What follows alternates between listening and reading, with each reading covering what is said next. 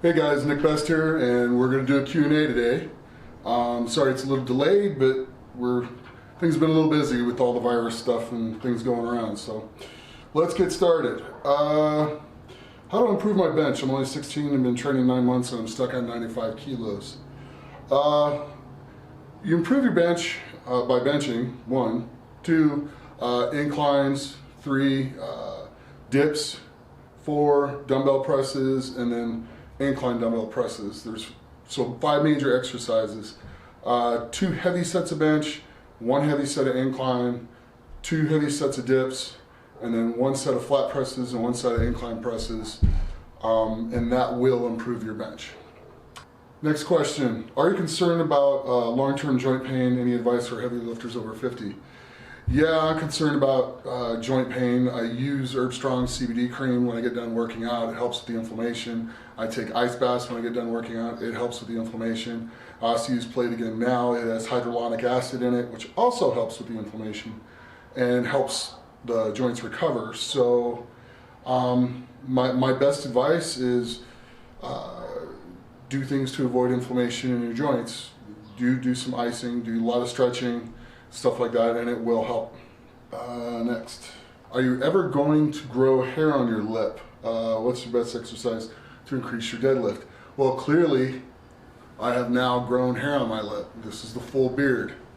And best thing to increase your deadlift besides deadlifting is probably, my opinion, block or rack pulls.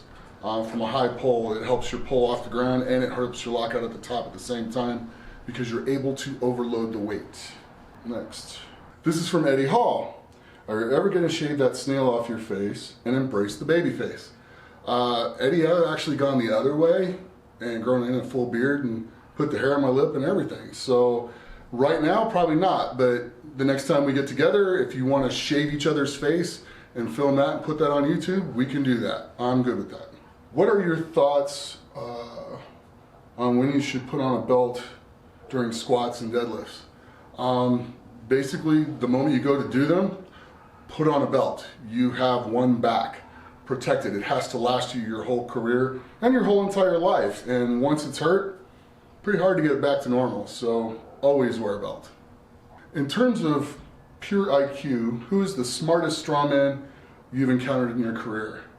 I'd say there's probably 2 that are extremely smart. One would be Brian Shaw. I don't think anybody studies more, learns more, or uses his brain more in the sport. And the other one would be Magnus Magnuson. He can look at something and figure out exactly how to lift it in 1 second. So those are probably the 2 smartest guys I've ever seen in the sport of strongman. The question is, what was your worst injury? And how did you recover from it? My worst injury was probably an inguinal hernia, which is, right down just above your lower abdomen wall. And that was probably the worst one overall because it took about 1.5 years to recover from it. Had the surgery, had the mesh put in, and basically it took 1 year to get back to full strength. I had to go to the gym, train. The moment I felt something in the abs, I had to turn around and go home. It took about 1.5 years to where I didn't feel it at all anymore. But before that, my max deadlift was a little over 700. Now my max deadlift is, somewhere around 80, 81. So just take your time and get back to it. Next question, will we see you train with Brian Shaw in his new gym in the future? I will train with Brian Shaw whenever he wants me to come train with him. So if he invites me out, you'll see it. That simple. I love training with him.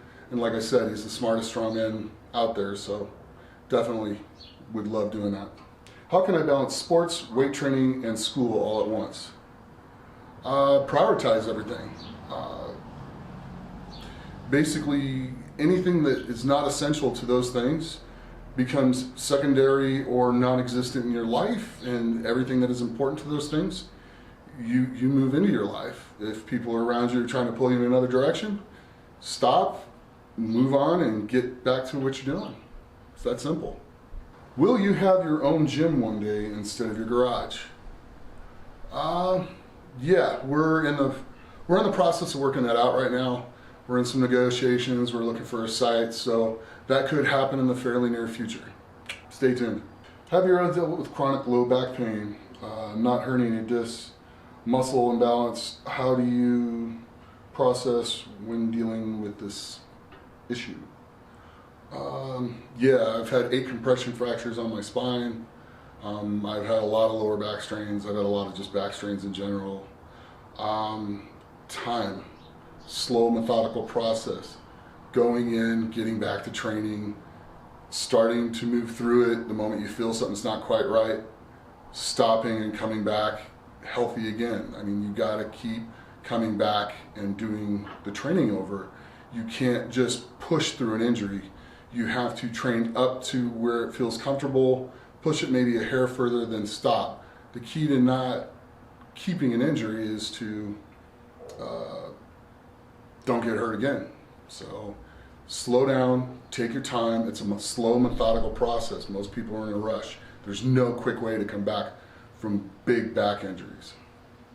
Out of Brian, Eddie, and Robert, who would you find to be the easiest to beat up in a fist fight? Honestly, I wouldn't want to get hit by any of them. Honestly, I wouldn't want to get hit by any of them.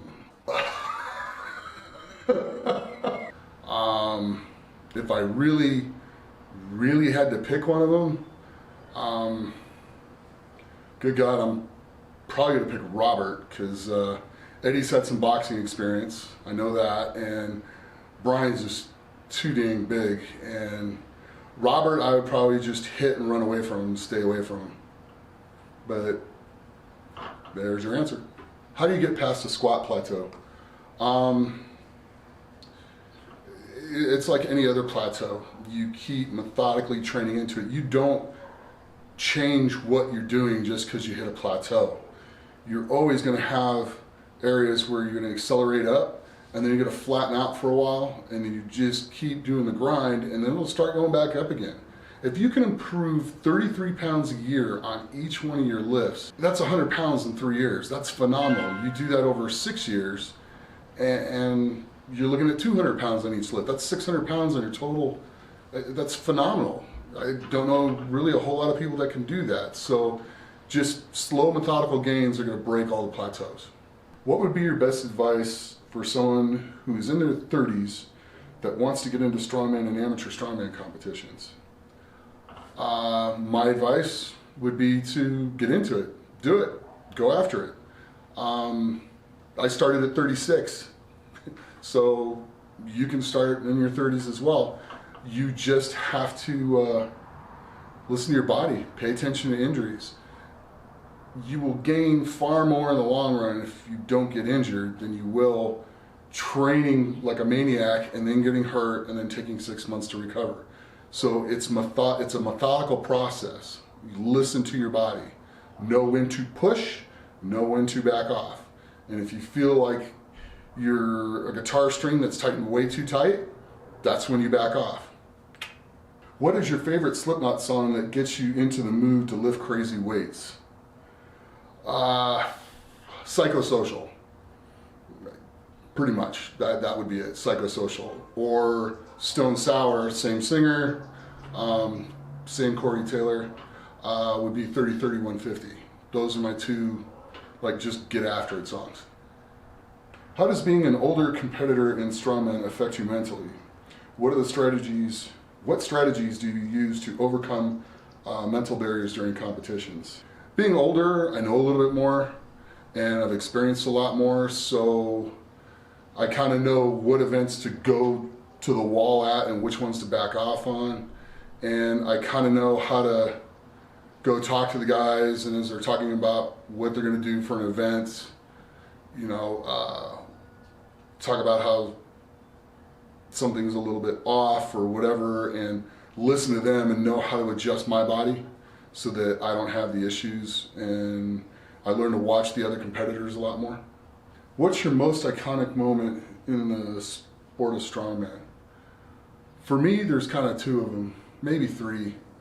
The first one was I went to IFSA Worlds in 2006, and the first event I ever do at a strongman, at the world level at a strongman contest, was the farmer's walk with the IFSA implements.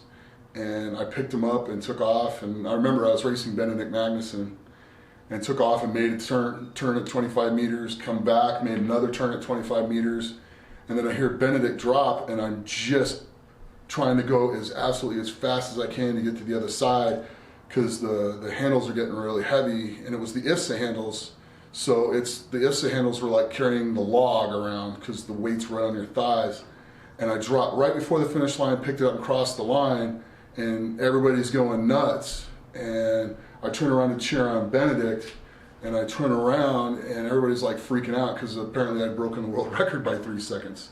So that was pretty iconic. The next one for me that sticks out a lot is winning the Giants Live show in Indiana, the Giants Live North American Championships in 2016.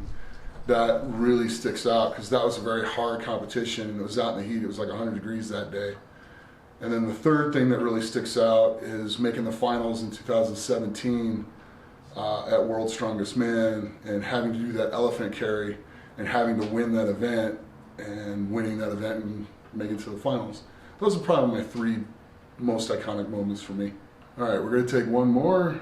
What is the key to longevity in training heavy? There's a few things. 1, listen to your body. It will tell you when you're doing too much or when you can push forwards. 2, this isn't a sprint. It's not gonna, there's no instant gratification here. If you try to get there fast, there's gonna be big prices to pay.